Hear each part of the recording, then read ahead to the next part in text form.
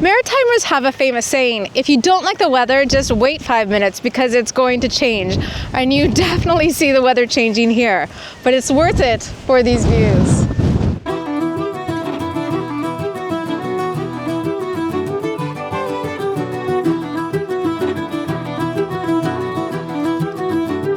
Welcome to Îles de la Madeleine, also known as the Magdalen Islands for us Anglos.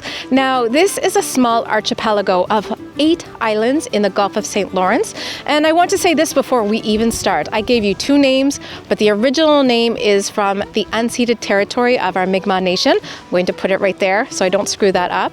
But this is a remote area in Canada that most people, even Canadians, never have the opportunity to visit. And it has an interesting history with Basque sailors, Scottish fishermen, Irish, English, French, the Acadians who were deported from Nova Scotia. A lot happening here. And so these 8 small islands have developed, although they're small, each are kind of unique, almost like the Galapagos Islands. But the one thing they all have in common is fishing. This has some of the best seafood in Canada. So I'm here to explore the landscapes and eat as much seafood as possible. Lighthouse here, amazing beach there. I can't get them both in the same frame, but also I'm staying here for a week and I won't be able to get everything into this video. So right here, I'm gonna put a QR code and I'll put a link in the description below to a free guide that I've written about the Magdalen Islands, everything that I've loved and did here. This place is so special.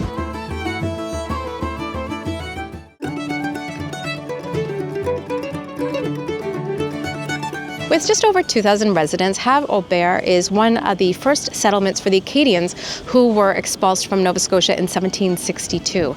Today, this area known as La Grave is a very important historical spot, but also great for local shops, cafes, restaurants. It has a fantastic museum, and this island is also so picturesque. Every summer, they have a huge sandcastle competition. Unfortunately, I'm going to miss that one. One of the things that I love about traveling in off-season is you kind of miss the best weather, but it also means you miss the crowds. You can go to the beach, have them to yourselves, the trails. It's just really nice, and you get access to the best restaurants. Now, this is June 1st, so I did make a reservation because we are heading into high season, and Café La Grave is definitely one of the most popular on Îles de la Madeleine. They try to squeeze as many tables in here as they can because it's very popular, and this place is so cozy. It's just all wooden, has a lot of antiques, books. They also have a lot of products that they sell, coffee, t-shirts, all of that kind of thing. Like for me, it's just one of those places that if you like kind of the smell of old books and libraries and bookstores and history, I guess, then this is kind of the place to be. They also have live music. When I came in, someone was playing the piano and a local was singing a song with them. So it's pretty cool. Definitely like a slice of local culture. Speaking of local culture, they have many things on the menu from nachos to cod cakes. But for me, there was only one thing to get, and I think it's the #1 thing you should get when you get here, and that is pot and pot. And so basically, it is an Acadian dish, but very different from Acadian food that you will get in Nova Scotia in that it is similar to a seafood chatter where it has vegetables, seafood, and then it has a flaky pie crust on top. So it often has, and in the case here, it has lobster, shrimp, scallop. I have to say, I cannot believe how much is in here for the seafood. I feel like the theme of Îles de la Madeleine is that if you come here, you're going to get very generous portions of seafood.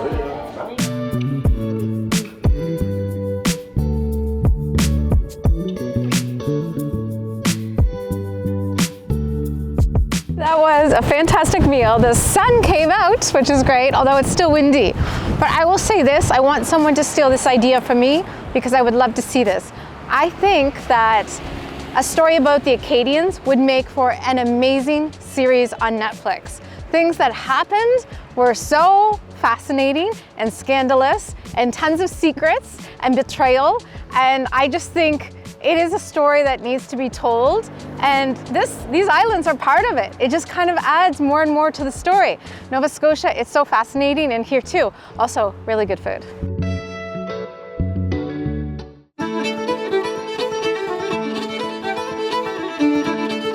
With a population just over 2,500, Cap-aux-Meules is the largest populated island here, and also most tourists arrive on this island by sea. Now, it's home to so many great restaurants, cafes. It's also the central hub for government and administration, but once you get outside the core businesses, it is so beautiful here with so much to see.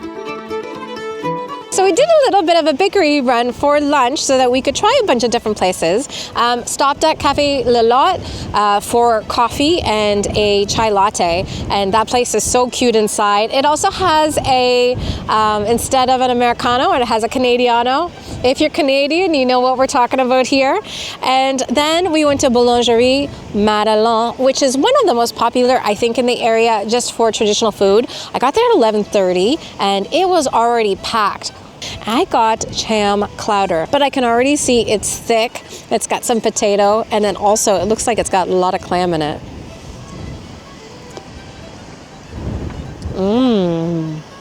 Okay, this is good chowder. It's very simple. You know, I can see, I think they've got some onion, potato, carrot. Looks like they might have snuck a little bit of lobster in here, actually. And then the clam. But it's very, very tasty, full of flavor. Wow. Now, they give you some bread, but I had to pick up their sourdough. It just looks so good. In fact, I would pick up even more if I thought we could eat it, because one of the things that I love about chowder is actually just dipping your bread in. Yum.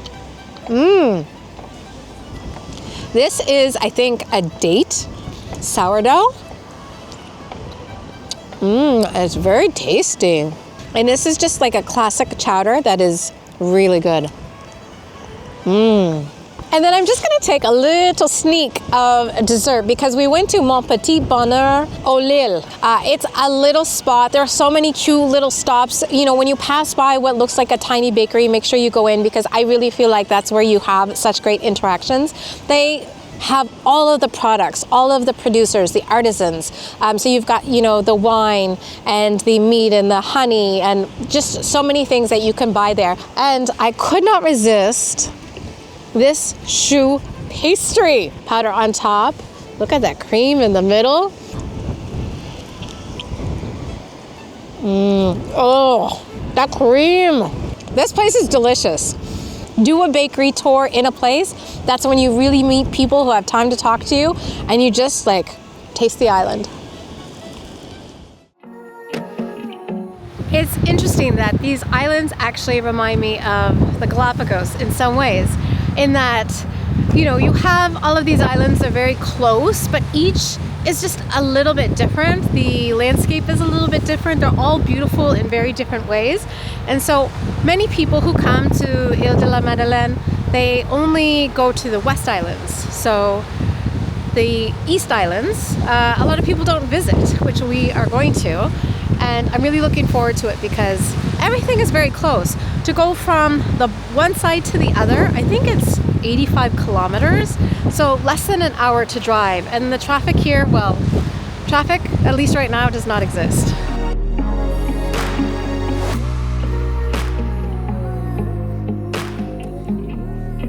For dinner, you have fantastic options. Au Capitaine is a greasy spoon kind of joint. Just be prepared for lines as locals love it. I had amazing seafood at Key 360. You must try local oysters raw, but do not miss these flash fried oysters in a Parmesan cream. And also scallops carbonara. I still dream of this dish.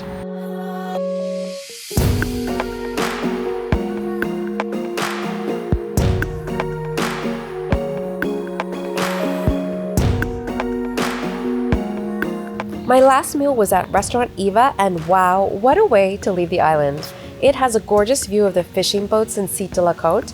I recommend sunset here with beautiful light and gorgeous local dishes like the seal tataki. I was driving, so my server Vanessa made me this beautiful mint mocktail. It is not on the menu, but it definitely should be. Everything at this restaurant is made from scratch and it's using local ingredients. So there is no set menu for the season. It changes with what is available, except for the occasional bitches, like when the oyster boat doesn't go out for the day. But it's very exciting. exciting. And they also have a new pastry chef. And so I chose 2 entrees and then saved room for dessert.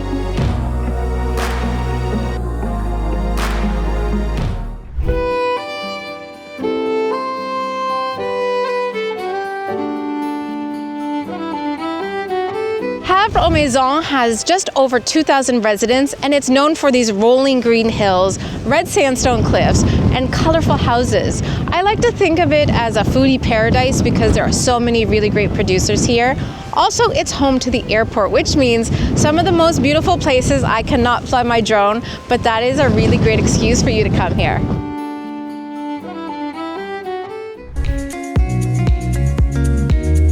Now, if you're a foodie and you like to cook, you like ingredients, you like to see the producers, this is the island for you, Havre-Aubert. And it is because there are so many great specialty producers here. Now, you can find them all over the islands, but I feel like here, if you want them a lot of interesting, different things to be concentrated into a small area, this is the island. So this morning, we started off with Acadian.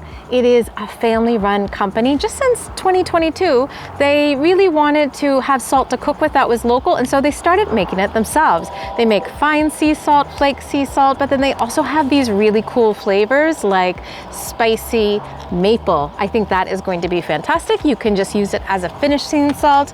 Then we went to Fumoir d'Antan, and that is a traditional smokehouse. They're doing lots of really great things. I did have the seal pepperettes while I was out another time, but this time I got dried herring fillet. I'm not really entirely sure. I don't think actually I've ever had something like this. This isn't something typically you would see in Nova Scotia, but I'll tell you something, it smells fantastic like smoke.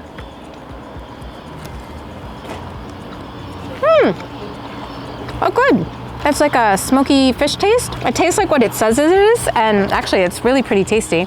You can get a couple to try, only $3, really fantastic. And then I also got the smoked herring. Now it is marinated, so, well, why don't we get into it and try? Well, this is actually really good. So it's like the smoked herring, but it's in different flavors. It's a little bit pickly. It has vegetable oil, vinegar, lemon, carrots, onions, spices. I think you could probably mix it with some things, maybe even mix it with pasta or potatoes. One of the most famous producers on the island has to be Fromagerie Pied de Vent. They make local cheese, a variety of different kinds, and you can find it all over.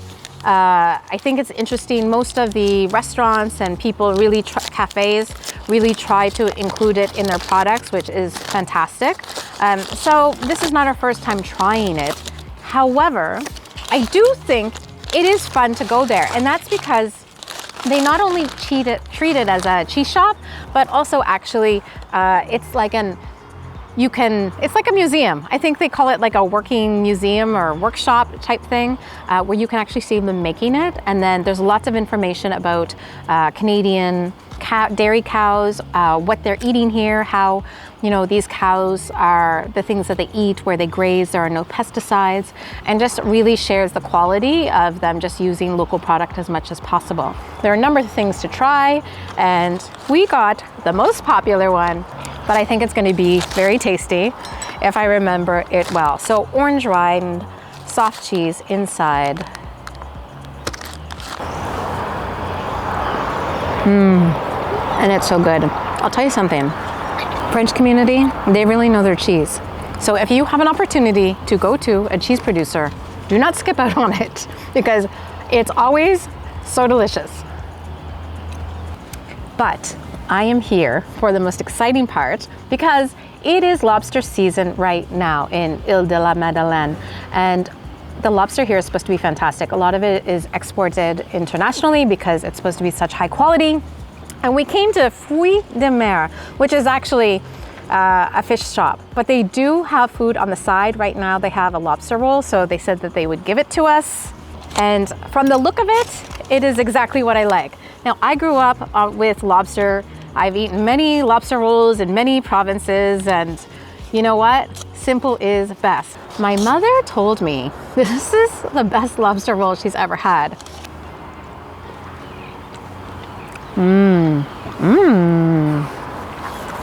It's not just mayo. There's something in the mayo that it's a little bit sweet, a little bit tangy.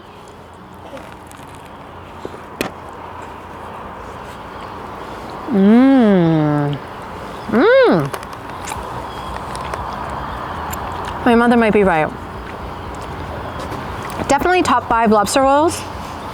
You know, lobster rolls, everybody has their own kind of style, but I like this one a lot. This is really, really good. And also, because we are here, I have to try their other products. I got seal rillette. Now, there were a lot of different kinds. They had some that had an apple flavor to it or an orange flavor to it. I got, I think, what is the original. When I look at the first 2 ingredients, seal, pork, foie gras, yeah, I really like that. These are all things that I think are delicious. Oh, it's nice and thick.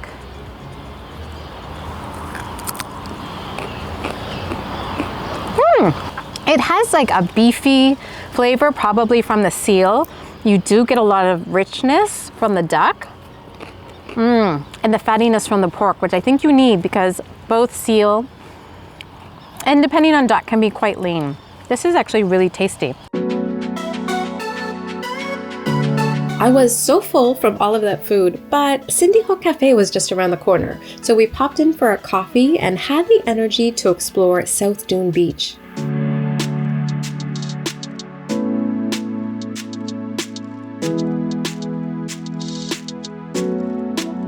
So we made it to South Dune Beach. Now, I don't have my hat on because it's cold out. It isn't at all. The sun is out, it's beautiful, but it is very windy. Now, this area does suffer from problems with erosion. It has kind of this unique coastal landscape. The sand here is so soft and white and actually really good to walk on if you have mobility issues. It's packed quite densely.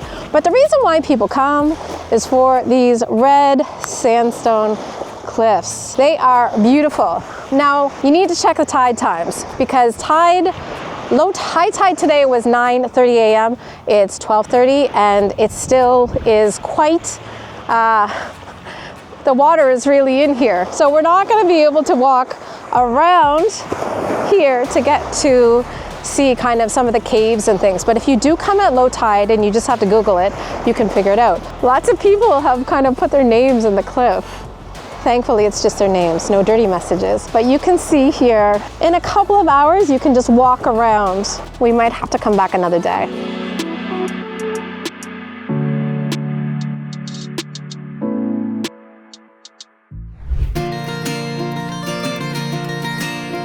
Pointe-aux-Loups is the tiniest inhabited island with only 50 homes and some of the most beautiful white sand dune beaches.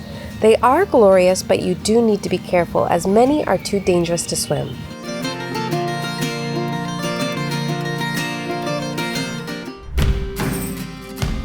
With fewer than 500 residents, Gros Îles is home to Quebec's only salt mine. It's also where you'll find Pointe de l'Est National Wildlife Area, which is very popular with birdwatchers. Now, it has some fantastic beaches, but it's mostly only locals who come here. And if you want to learn about the first English settlers, this is a really good place to do it. We are headed to Harry's, what is it called? Old Harry's Beach. It is one of the most popular with locals to swim. It's supposed to be calm, although they have some recommendations there of how to swim out of a riptide, but not somewhere a lot of tourists go, probably because it's so far north. And we are not swimming today. We're supposed to be a nice beach. They're actually putting down planks right now, and it makes walking to the beach so much better. Look at this beach, it's so beautiful. Is this wood all new? Yeah. You just put it down? It's so nice. I think so. I know. Not for you, you had to put it down, but it makes it so much easier. This whole thing? It was built by somebody else, but we have to put it down every year. Oh. No. And take it up in the fall. And oh, no. What a job that is. Oh my goodness. So we just met Kevin, who is putting down the wood to get out here. But also he just shared so much information with us. Such a nice man. He was actually saying that all of this once did not exist. That the wind is blowing in all of this sand. So previous to, up until almost the road, it was actually ocean.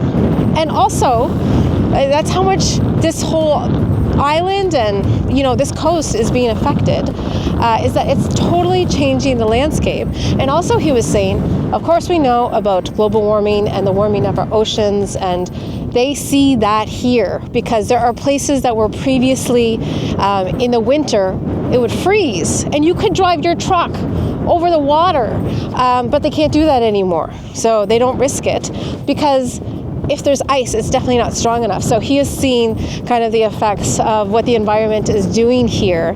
But wow, just another really beautiful spot. I wish we could go swimming. So obviously this is not swimming weather, but it was great walking weather. That was really quite nice because as we were talking to Kevin, you could see sandpipers around his feet. So just another really great quiet spot here on the islands.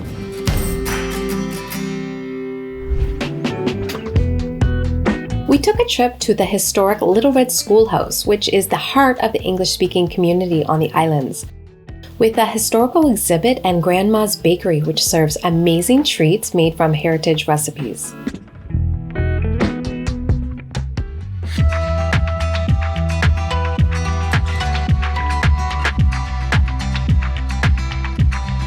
Quebec's official lobster capital, Grand Entree, has just over 600 people.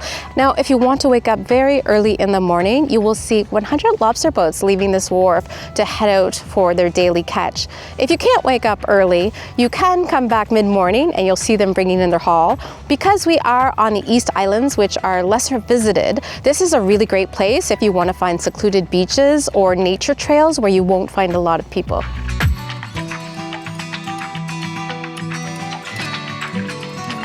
So on the marina, there is a new restaurant called Buvette de la Sirène. This spot, what makes it very interesting, was once a previous restaurant that was mostly full of tourists, but now with new ownership, new name, it's actually kind of half tourist, half local. And if you come at night, it's almost all local.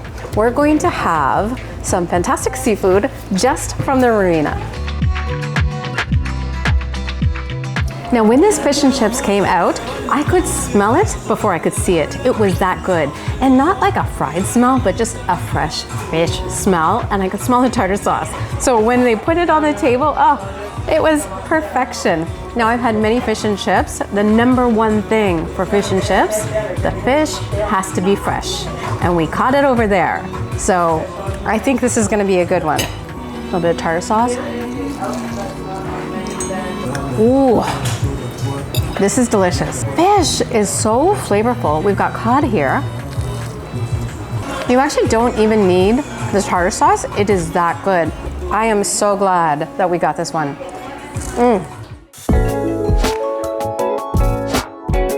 For dessert, we decided to stay here. You can get espresso or you can also get drip coffee. I need some caffeine, so I got that. And they have all of these new, they had carrot cake, they had coconut cream pie, they had a bunch of other peanut butter or chocolate or something kind of pie. They were all freshly made, but I saw this coconut pineapple cake and I knew I had to have it. I always say that I don't like desserts, but this just feels like the right kind of thing to do. This is good. This is definitely one of the best things that I've had on the islands. Even if you're not hungry, drive out here. It's worth trying the desserts.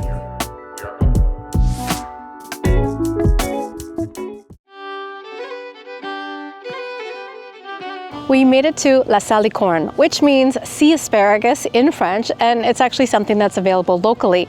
But this place is really special because it's community-based tourism. So this is accommodation, or an auberge, an inn, where you can stay, but also they have activities every day, and they also have a restaurant, and so it's kind of like an all-inclusive package.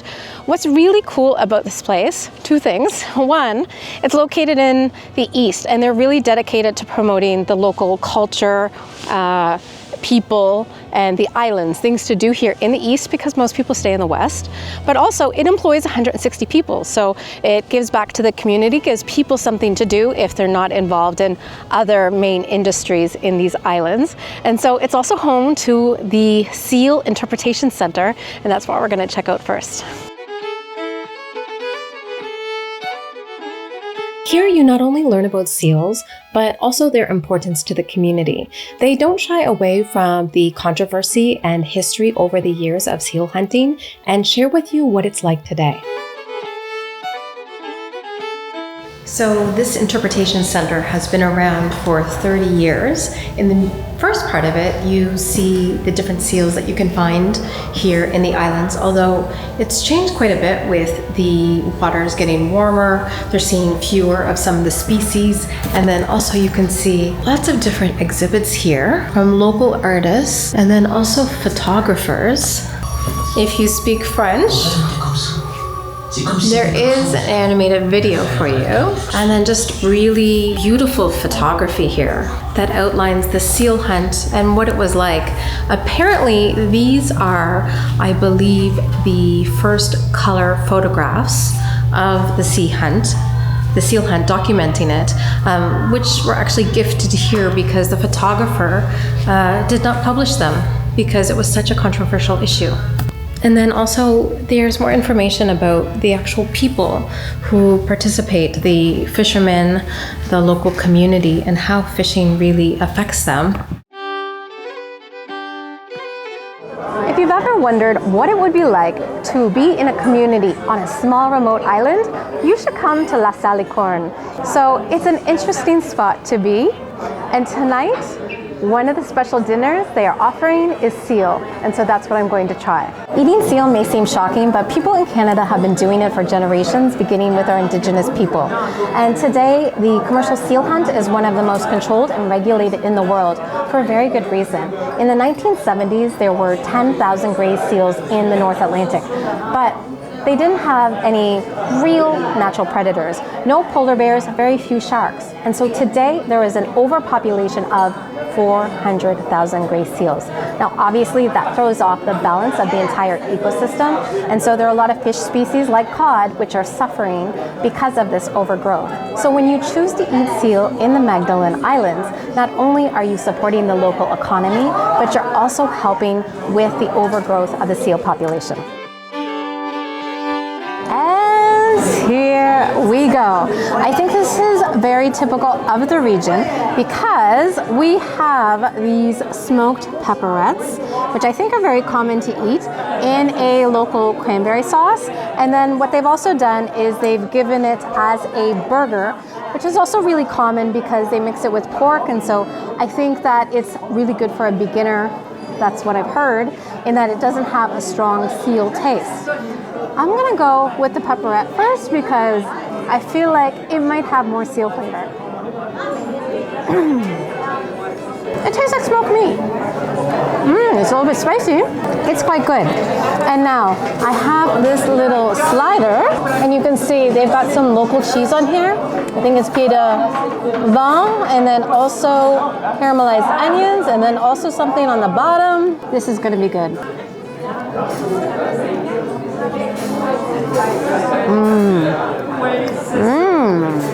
It's definitely tasty. I think if you are worried about eating seal, definitely try it in a burger.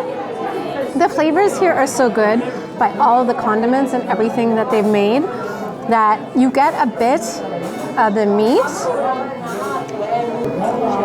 but it's good. Anyway, I would say seal dish number one, this is really good.